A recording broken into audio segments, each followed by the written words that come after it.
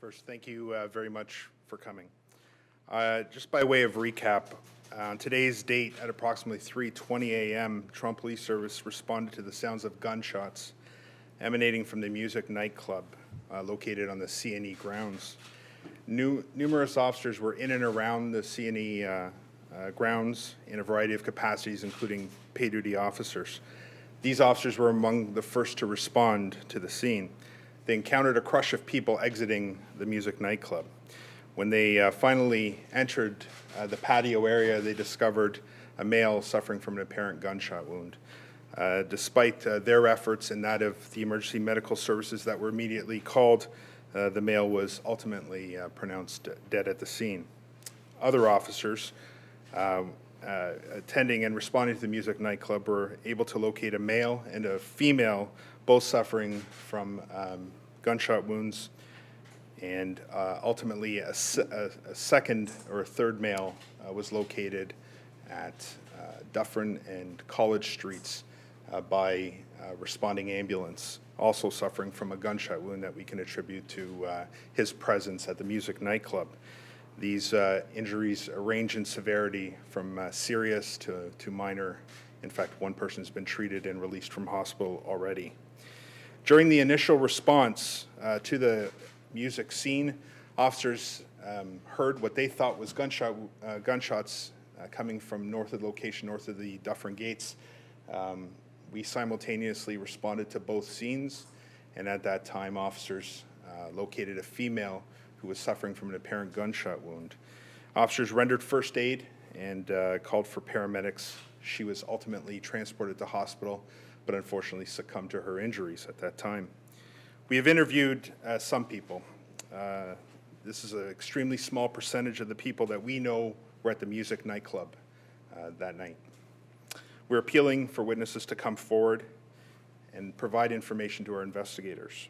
They can contact the Homicide Squad at 416-808-7400 and simply leave their information or message if they wish, or ask to speak to the investigating officers for Homicide 29 and 30. They can also upload photos on a portal that we've created. The URL is posted beside me here.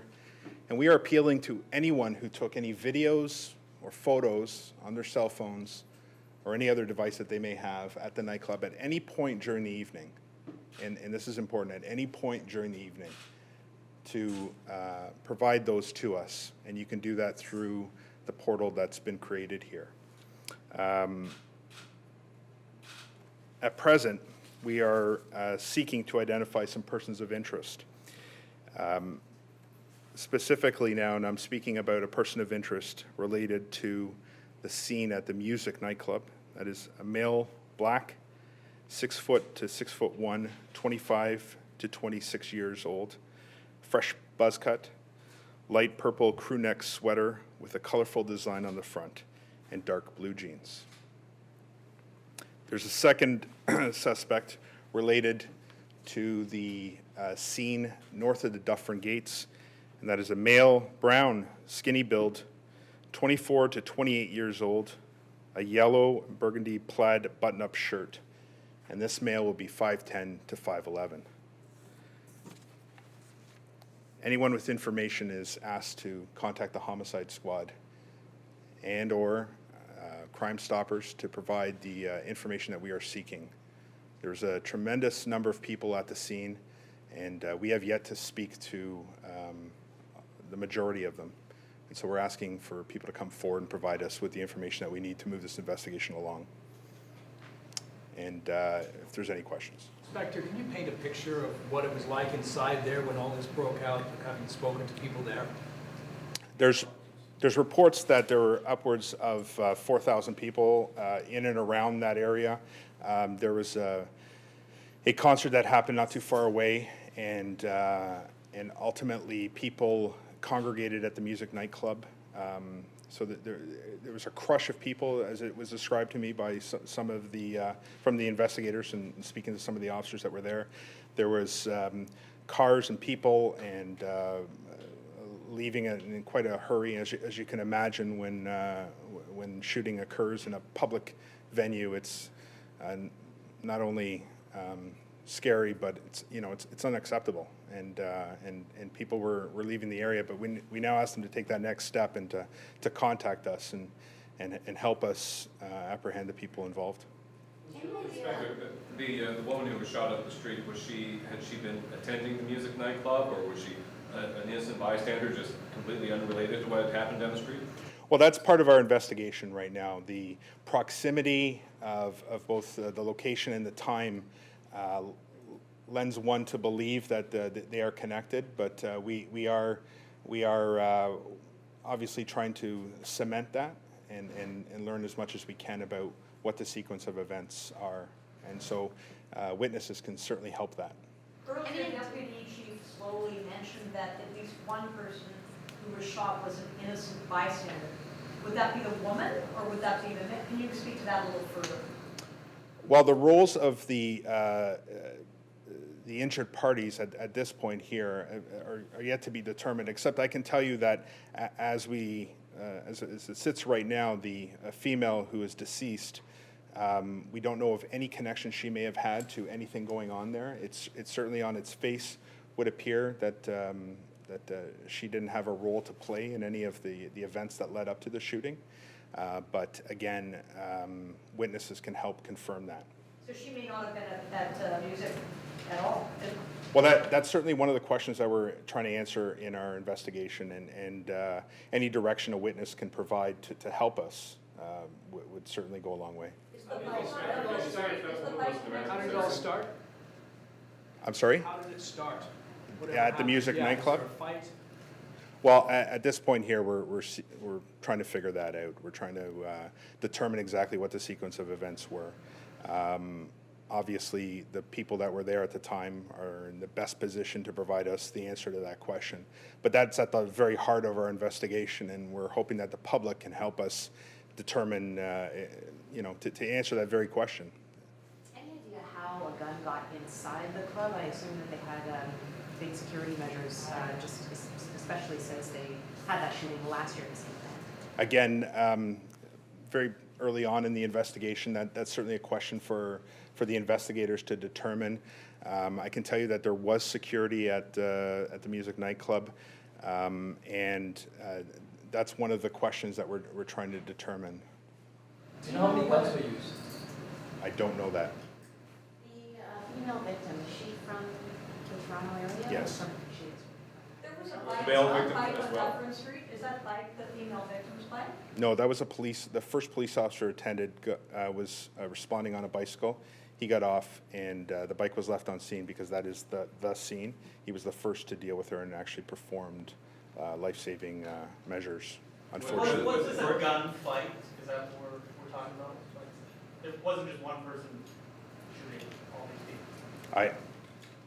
There's two separate shootings that occurred within a close proximity of time, but we believe it to be two shootings that occurred. The officers heard the first shots and then heard the second, but that is all part of the investigation. We don't know the movements as of yet of the suspect or suspects, and certainly that's something that the public can help us answer. Between the two who were killed and the three wounded, were they all from the Toronto area? We heard perhaps one was a tourist from the U.S. I haven't been given that information. At this point, to be quite blunt, it matters little. 5 people were shot today, and that's just unacceptable, and our investigators are paying attention to trying to figure out who did this so that we can hold them responsible. Inspector, surely there's surveillance video inside Muzik Nightclub. If a man was shot on the patio of Muzik, as you said, how key is that surveillance video going to play in this investigation, and have you looked at it yet? Video is always important in every investigation, and I won't speak to this one specifically. Can we just go over who was shot where? Tell us anything more about the ages of the victims, the 2 dead especially? My understanding is they're in their early to mid-20s, both the deceased. And I do have the other information. Unfortunately, I didn't bring it down with me here. I apologize. For the wounded? For the wounded, but I believe them to all be younger people, certainly younger than me. Inspector, Can we just go over who was shot where? So you've got one guy shot dead in the club, a woman shot in the club? Yes, so there's a male deceased within the club proper, on the patio itself. We have a male that was located just outside the gate, just outside the fence of the patio that separates the patio from the street. I believe it's Saskatchewan Drive. And we have a female that was located almost in the same area as the wounded male. Then we have the female deceased that's located north of the Dufferin Gates. And then we have a male that we believe was at the Muzik Nightclub that managed to make his way to Dufferin and College Street. So anyone who may have assisted that male in getting to that location is asked, again, to contact the Toronto Police and explain their role, if any, in the events that happened. Certainly, this man would not have been able to walk that location. I guess it's not likely that he would be, and so we're appealing to anyone who may have assisted this person get up to that location to contact us. How did you get to him? His injuries were required him to flag over a responding ambulance who was responding to the scene. He flagged down an ambulance, yes. Can you speak to the person of interest who is the guy you said was within Muzik Nightclub? Is it believed that after the shooting he flees the scene? Is there any indication of that? Yes, Out of the club, gets out of the club? yes. And the person or the suspect on Dufferin, near Dufferin Gate, where does he go to? He also flees the scene in an unknown direction. There was 3 people in total involved in the events at the Dufferin Gate, we believe, at this point in our investigation. But this particular male is somebody that we're seeking. When you say 3 people were involved, a couple of persons of interest and maybe a suspect? Three people were involved. In a gunfight? 3 people were involved just north of the Dufferin Gates at that location. We've determined that one is a person of interest in our investigation. We'd like to identify that person. That's the description I gave you. And the female was not involved and does not count as one of the 3 people involved. So who were the other 2 people? I'm sorry, just to clarify, who were the other 2 people? There are 2 people that were in the area with the person of interest at the time that shooting happened. Are they considered to be suspects, or? Well, their role is yet to be determined. We're certainly seeking the male that I described right now to identify that person.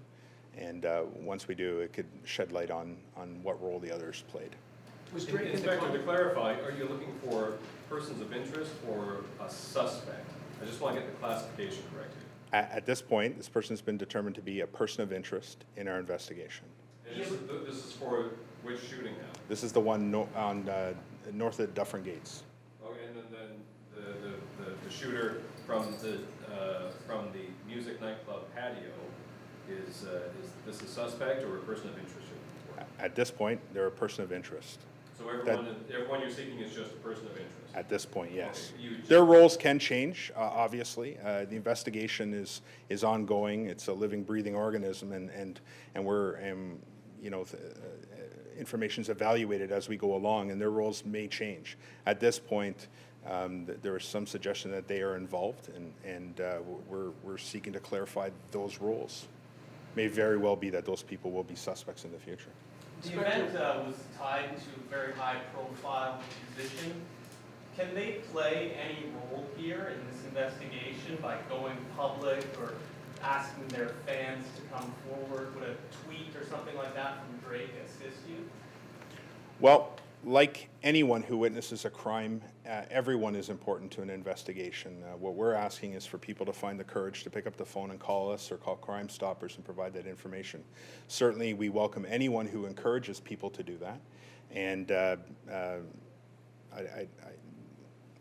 won't speak to the celebrity aspect of this that you alluded to, except to say that we welcome anyone who wants to encourage people to come forward.